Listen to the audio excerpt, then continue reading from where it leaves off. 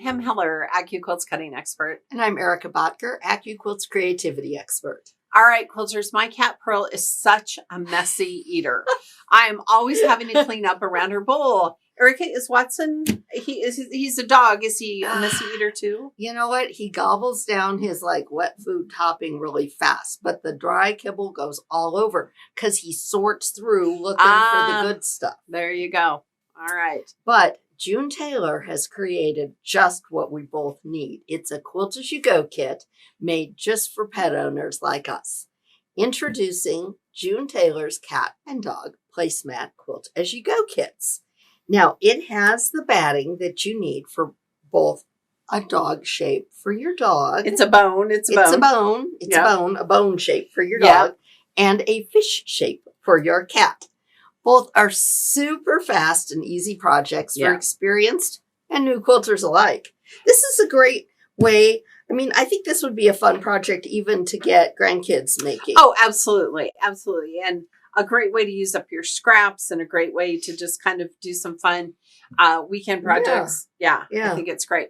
Well, today we're going to show you how to make the cat version. Now, the cat version uses 2.5-inch strips, and there's a die for that. Now, since you need just a few 2.5-inch strips that are 6 inches long, you could go ahead and use the Go Small 2.5-inch strip die as well, and a bunch of scraps. Start by following your directions to subcut all of your strips and get your backing. Right. So each kit comes with the instructions, which you should read and follow. And then here is the backing that we talk about, and it's a stabilizer actually.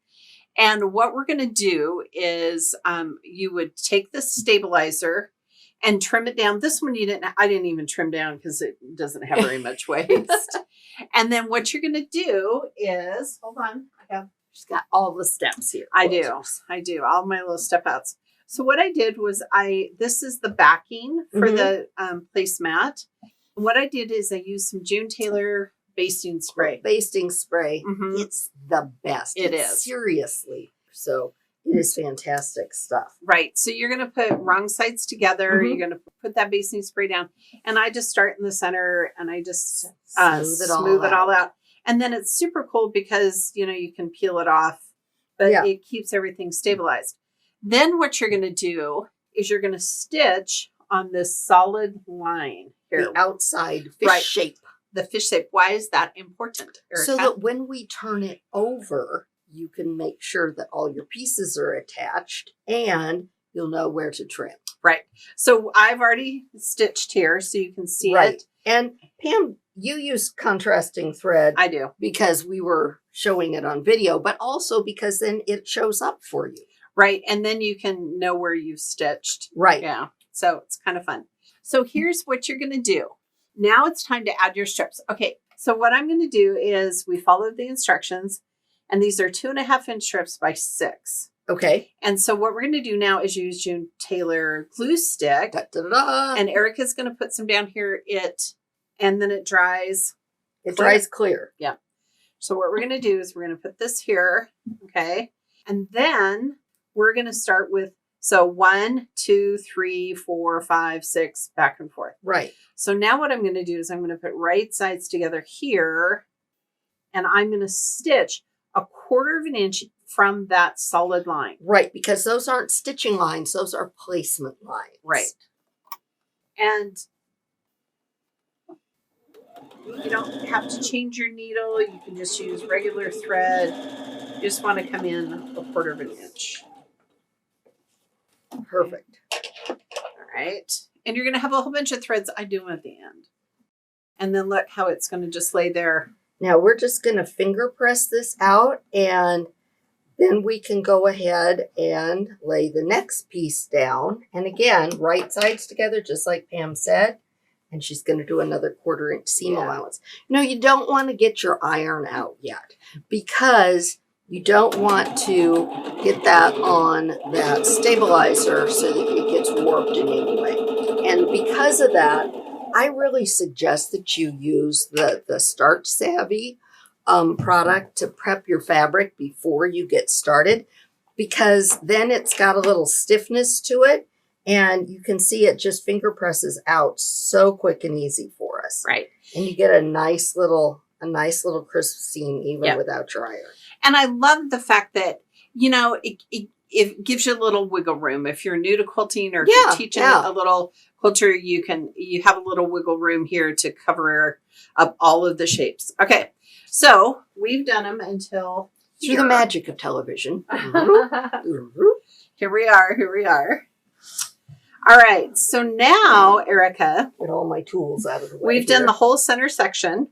Okay. And again, you could totally make a scrappy. You could do different colorways. Yeah, but I'm loving these. Aren't these fun? Are these Pearl's colors?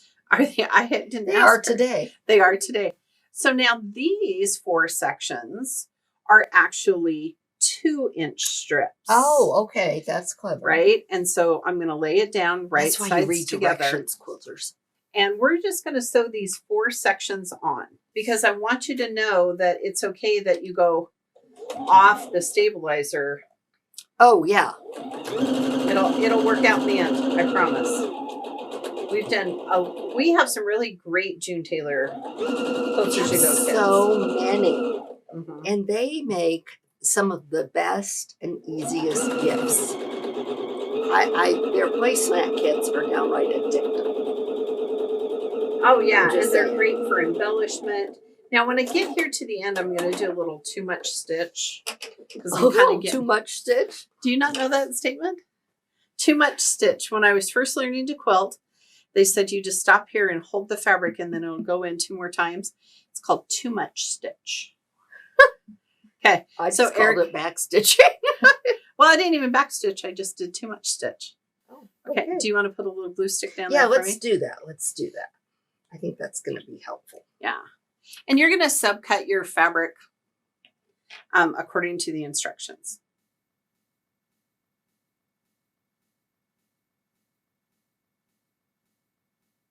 Okay, so now I'm going to line it up, and don't stress that there's not this because we're going to show you the trick. Okay. Okay, so I'm going to do these 2, this one, and then I'm going to do the other side the exact same way. Perfect.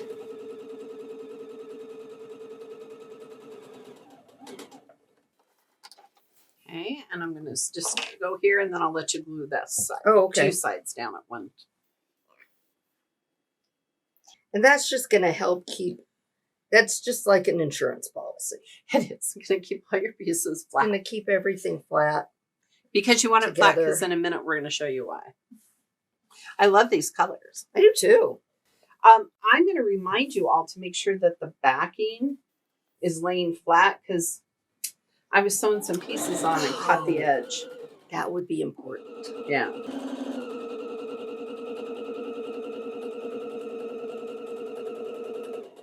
What's the value of a walking foot, Erica? Well, underneath with your sewing machine, underneath on the throat plate, you've got your I'll get it for you. Okay. You have we'll have a little sewing lesson while Pam does this. You have these little grippy things called your feed dogs.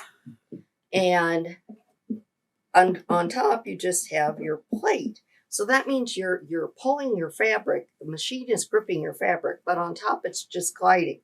And it's easy to get off. Now, this has got a built-in system. This is a FAF. It has a built-in system that acts as a walking foot. That's just part of it. And you just pull it down to engage it. And that's going to help pull it on top and bottom together. So it'll help keep those layers together as they go through the machine. It's going to feed it in. It's going to feed it in with those feed dogs. All right. And I'm starting where the edge of the tail is, not starting where the edge. Be careful with these scissors. They're very sharp. All right. You want to glue stick that one down? I'm going to glue stick this together for you, and then we're going to show you why it's important that we did that. Yeah, and this is the last. This is the last piece. Yeah. Okay. Okay. So now what we're going to do is we're going to turn it over and we're going to trim some of these so you can see. You're going to stitch along that line, right? Yes.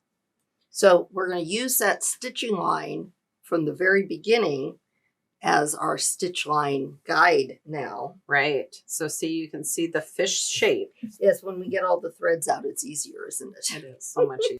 And see, this is why it doesn't matter that it went over on the end, Because we're going to stitch them. Right. So we're going to trim these down. And you want to make sure everything is laying flat. Does it matter where you start? No.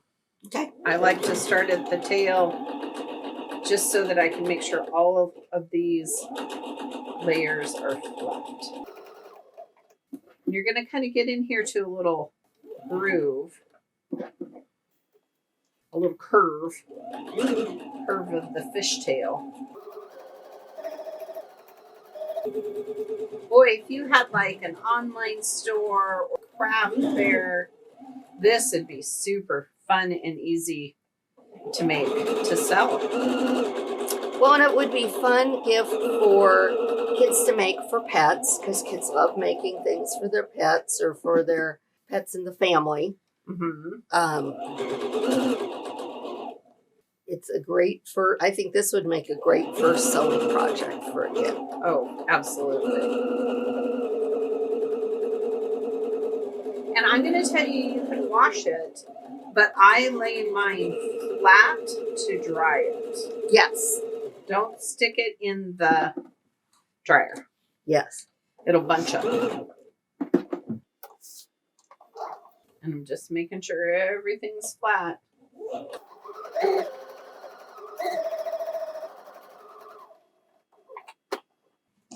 And then if you wanted to, you could certainly treat it. There are things that you can, like water resistant sprays and stuff that you could use on your finished project. I was thinking, yes, about laying a piece of clear vinyl. I was thinking the same thing. Top I was thinking the same thing before I did this last bit of stitching. And it doesn't have to be.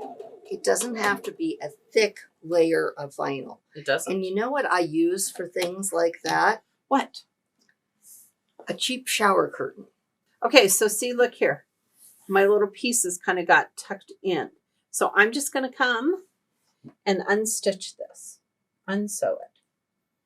And it's just going to take a minute. This is what happens when you do. I feel like this is important. While you sew. Well, I think it's important to show our viewers, because if this happens to you, we don't want you to say, oh my gosh, what should I do? Right. And the answer is you want to very carefully and patiently unstitch it. Okay, so see, look, that 3 inches, you don't want to leave it like that. Okay, so now what I'm going to do for sure is have Erica put some glue right here. Have glue Mm-hmm. at the ready. Have glue will travel. Okay, now I'm going to flip it back over and just stitch where I took out that stitching. See, it's not difficult, and you want to make sure that it's correct. Yes. So, okay, so see, now it's perfect. So now we're going to take our good scissors that are long, and we're going to trim like 1/4 of an inch. Okay. Around the outside. That makes sense. Right? And you can see where to trim, because look what we did. And then Erica, do you want to talk about binding? So you want to bind it so that all the edges are nice and neat. And for this project, you're actually going to need a bias binding. Why? Because there are curves. Mm-hmm. So you're going to need it for the bone as well. So there's a couple of different ways that you can do that. The first is that you can buy pre-made bias tape. Yes. And you could just slip that inside on either side of your project, make a little sandwich there, stitch it on top, and be done with it. You could also cut bias binding the traditional way, which is on a 90-degree angle with your fabric with a ruler and a rotary cutter. But did you know you can cut bias binding on AccuQuilt strip dies? Now for that, you are going to want the full-size strip die, and that's the one that has 3 2.5-inch strips on it, is the one that I would use. And go ahead, and we have several videos available. We're not going to get tied up in that right here in this video. We have several other videos available that you can watch that will show you how to do that. It's very slick. It's very easy. And it's going to give you a nice bias binding. You know, the bias is the stretchy part of your fabric. Yeah. And so that's how you want it to be so that it'll flow nicely around your curves. Look at how fun. So to finish off your project, do the bias binding of your choice. You can do 2.5 inches like we did here. Yep. You could do 1 3/4, whichever one you want. You'll want to finish this project with the binding method of your choice. Right. And then, Erica, what happens after that? So go ahead. You can check out the videos on this, on our other projects, on how to do bias binding, anything like that that you want. They're all found on our AccuQuilt Facebook page, on AccuQuilt.com, and on our YouTube channel. And speaking of AccuQuilt Facebook page, be sure and check out our Under the Needle with AccuQuilt. Yes. It's on our Facebook group, and it's full of inspiration and motivation, and it's just a really great shows thing. What we're doing, shows what all of you are doing too. Please join us there. And with all June Tailor Quilt As You Go projects, you can finish fun and decorative projects in no time.